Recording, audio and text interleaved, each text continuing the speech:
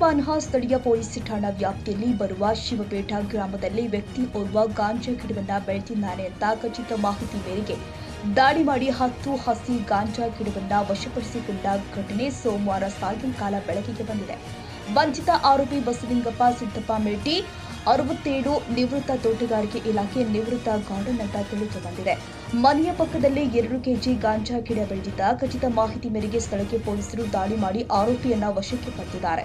ಈ ವೇಳೆ ಮಾಹಿತಿ ತಿಳಿದ ಮೇರೆಗೆ ರಾಮದುರ್ಗ ಸಿಪಿಐ ವಿನಾಯಕ ಬಡಿಗೇರ್ ಹಾಗೂ ಸುರೇಬಾನ್ ಪಿಎಸ್ಐ ಎಸ್ಎಚ್ ಪವಾರ್ ಸಿಬ್ಬಂದಿ PK Walikar DM ಮರ್ಲಿಂಗನವರ್ S M Karikatti ಉಪ ತಹಸೀಲ್ದಾರ್ ಶಿವಪ್ಪ ಮಡಿವಾಳರ್ ಜಿ ರವಿಕುಮಾರ್ ಹಾಜರಿದ್ದರು.